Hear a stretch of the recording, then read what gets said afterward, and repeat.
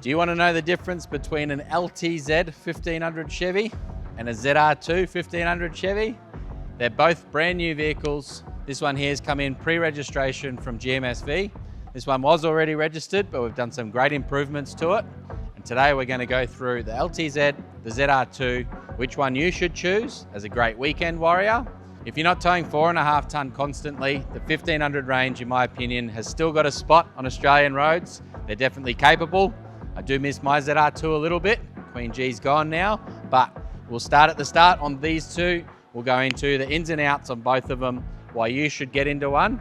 And just remember, if you're buying something pre-registration, the 1500 pre-rego kit is the way to go.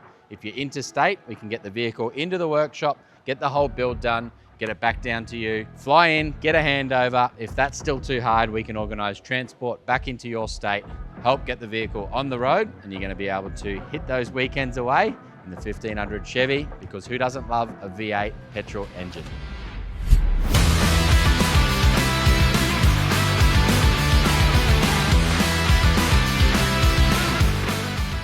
So with the ZR2 versus the LTZ, looking at them from the front, although this one has got a bar on it, the difference is the ZR2 comes standard with a 2-inch lift, whereas the LTZ comes standard a fair bit lower to the ground, including the bar work on the front end. So the bumper's a bit lower, you've got that plastic valance under the front, and it's not as off-roady, some would say. With what we've done to both of these, they're both going to be quite capable. You could do a little bit of trimming and a little bit of bodywork on the front there to gain a little bit more clearance on the LTZ.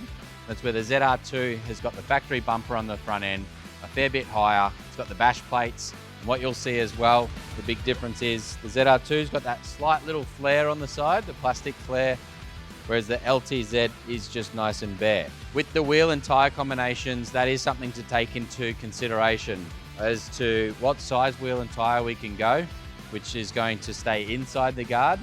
We've also got to be mindful of the width of the tyre and the suspension components that we install. So both of these vehicles have now got the 3.5 inch, or what we call the leveling kit in the ZR2, the 3.5 inch suspension kit in the LTZ. I believe this one may have been wound down just that tiny bit because the customer has got low clearance to think about in the garage, but I might be getting confused with something else as well.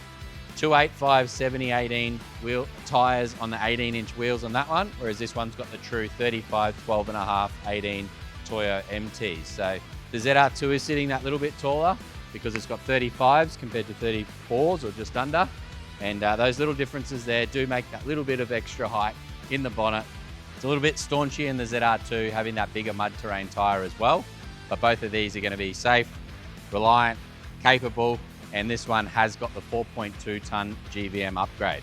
So 4.2 ton GVM on the vehicle itself, still towing 4.5 ton. The LTZ has it over the ZR2.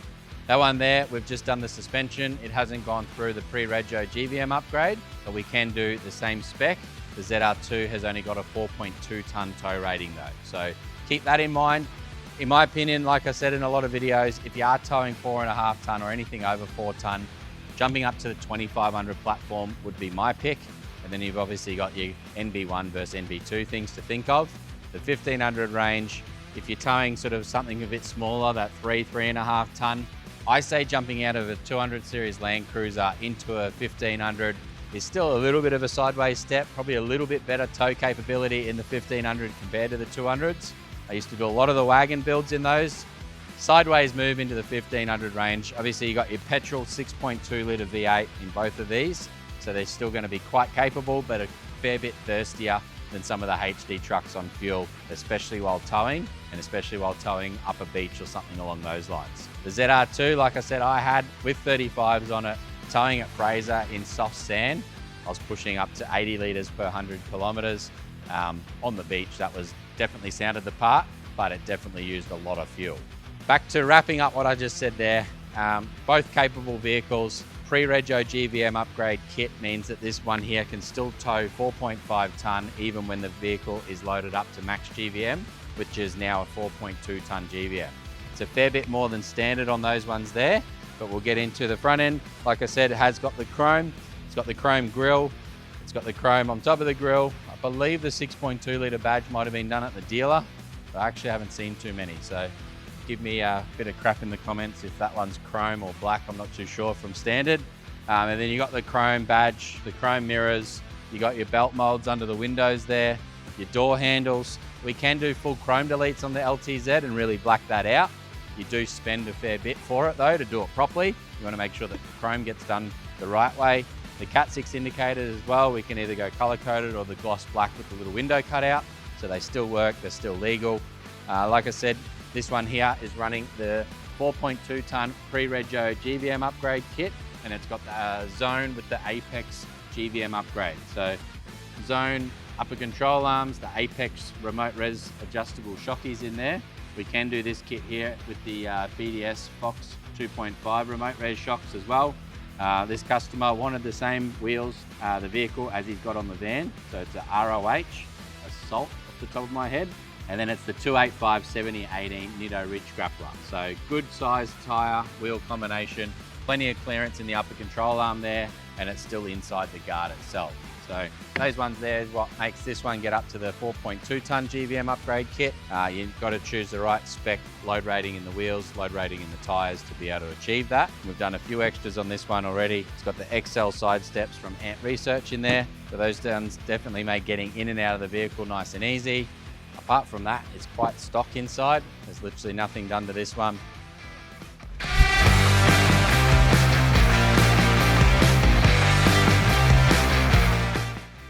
Inside the front end, completely stock, no switch pro or anything added to that one just yet. But under the back end, we've got the underseat dual battery set up. So that is the V1 combo. We've got the DCS 200 amp lithium battery there. So this is quite a simple battery setup, no inverter under there, just to save a little bit of cost. Quite easy to add that as a stage 2 if needed, but 200 amp of lithium means that a fridge is going to be able to run full time in the back, no dramas at all. Your Enerdrive 40 amp charger there, so it's going to charge from the vehicle 40 amps while you're driving. And in the back end here, it's got the manual roll-up tonneau cover from the dealer.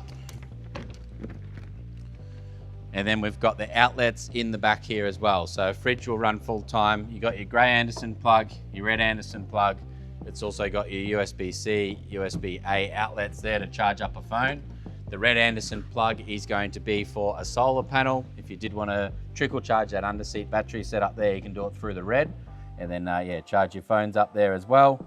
In my opinion, getting the biggest fridge that sits straight on the floor in the 1500 is the best setup. I have that one strapped to the floor here, just under the tonneau cover, little pocket in the front, charge your phone while your beers are getting cold, and happy days. So these tonneau covers, I quite like the manual rolling tonneau cover.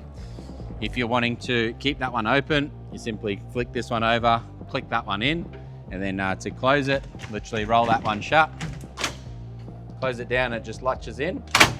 And as it latches in, if you come around the side here, as you can see, as that one latches, it actually grabs all of these little tracks that are along the side of it. So I can't open that now. When that one's up, rolls shut. So the whole tracks get locked down as it locks at the end there, and then your tonneau cover, and then your tailgate. So quite a simple setup. We've also gone for the red and grey Anderson plugs on this one here. So your grey Anderson plug is typically 50 amp rated through the ignition relay, ready to charge your caravan. And then your red Anderson plug is going to be 30 amp rated, direct to the battery under the bonnet. If you did want to throw a regulated solar blanket into the red Anderson plug, that'll charge up the battery under the bonnet, keep that one in good nick. And the grey Anderson plug obviously is only live while the vehicle's driving or the ignition's running. And so that'll charge up the DC-DC in the caravan. And of course, all of these trucks have got the 12-pin plug from standard, 4.5 ton rated tow bar assembly. And we've also gone for the Boss airbags in the rear end there. This has got the manual inflation tabs at the rear.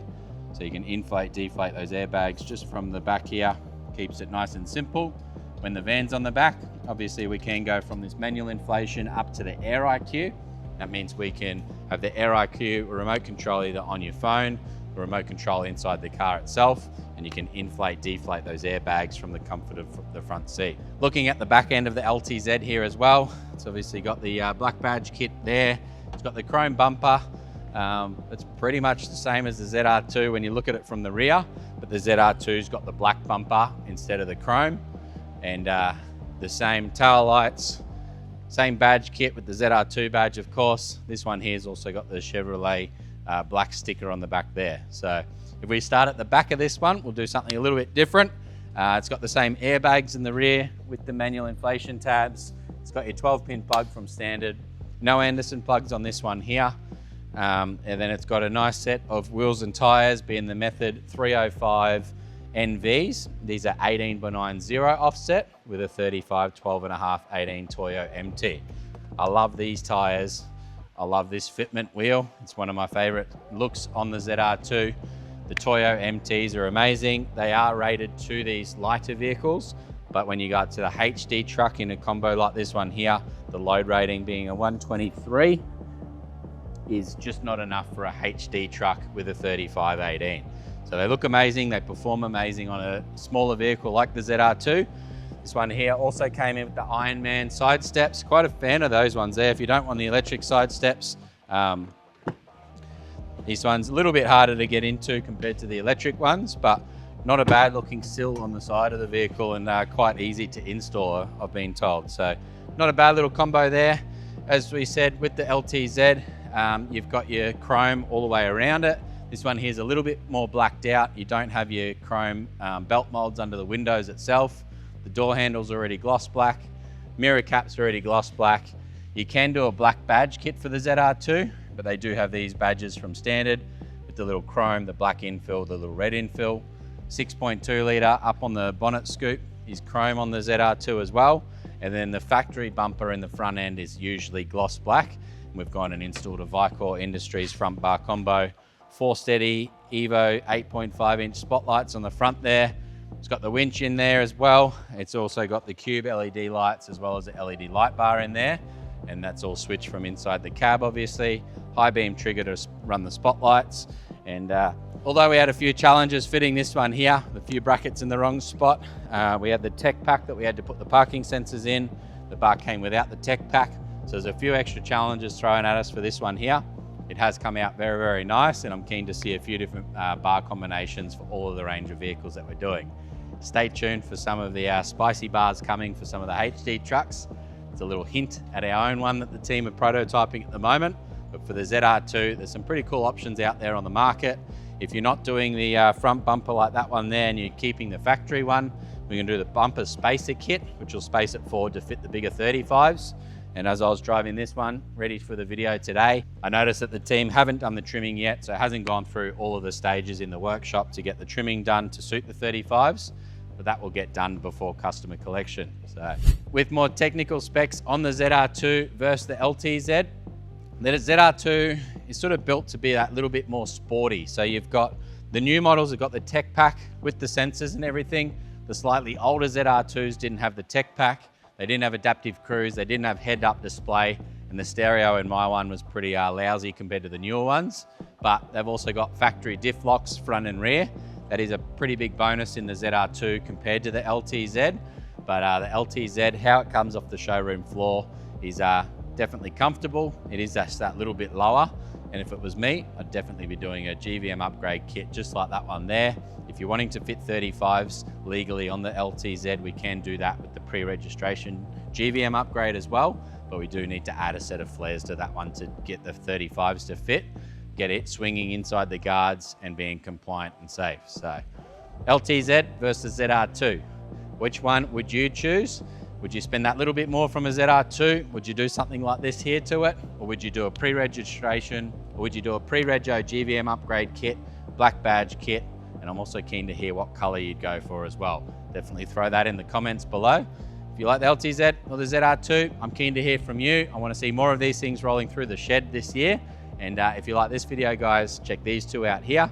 The two videos below, they're pretty spicy as well. And I'm keen to see yours come through the workshop.